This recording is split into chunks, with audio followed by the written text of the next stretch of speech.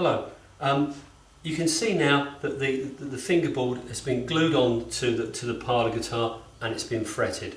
One of the things that you'll notice is that I leave the neck completely square and unworked at this point.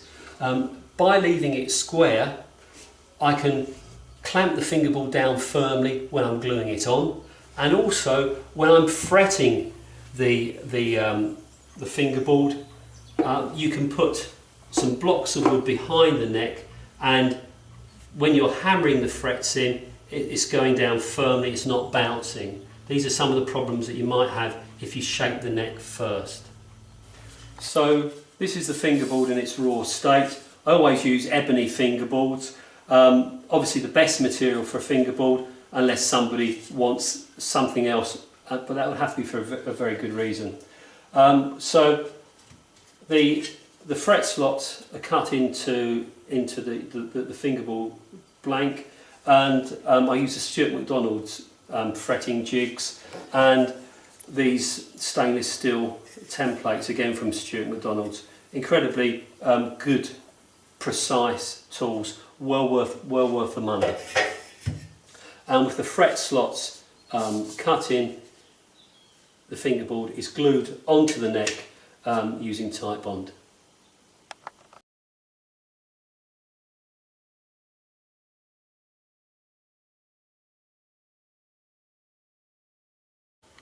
Now, before the frets go in, the fingerboard is planed completely flat, and I also have a camber, a curve on the fingerboard, and I have what's known as a compound radius. So the radius, the curve of the fingerboard at the nut is much tighter, a much smaller curve than it is going down towards the bridge. So the last fret on here, the 19th in this case, is a much gentler radius than it is here. And if you think about how the strings are when they're on the guitar, they're narrow here. You tend to have a tighter curve here. They splay out and they become flatter towards where the saddle is.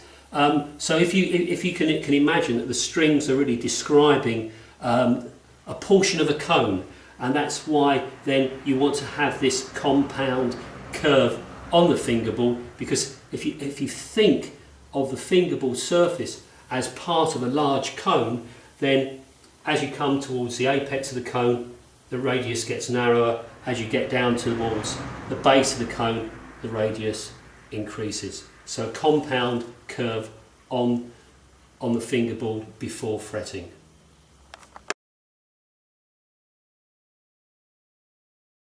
So the frets are hammered into the slots, and you can see that I polish the surface of the hammer first of all before I do any fretting, so that the hammer itself doesn't damage the fret wire. Once all the frets are in, they have to be levelled, and what I use is this piece of square section extruded aluminium, and onto each surface I stick a different grade of abrasive paper, and I use that to ensure that all of the frets are completely flat, so there aren't any high points. And of course, if there's a high point, or alternatively a low point, then that's when you're going to have the strings buzzing. Now, once all the frets are completely level, the top of the fret wire will be flat. So you have to restore that curve using a special fret file. So you use the fret file across the frets, and that restores the curve back onto the fret wire, and then various grades of abrasive paper are used so that the fret ends up with a polished surface. All of the file marks have been removed. Also, whilst I'm filing the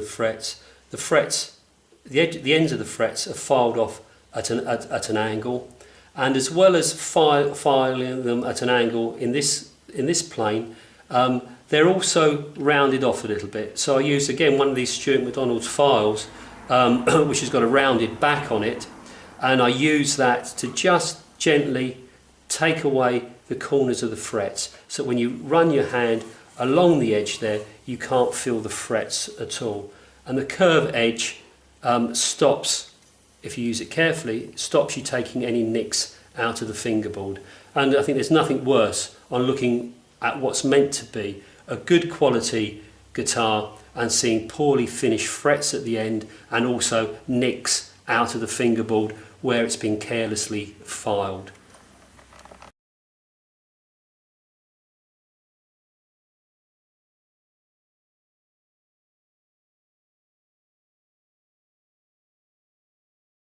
And here we have it then, fingerboard on, fully fretted, polished.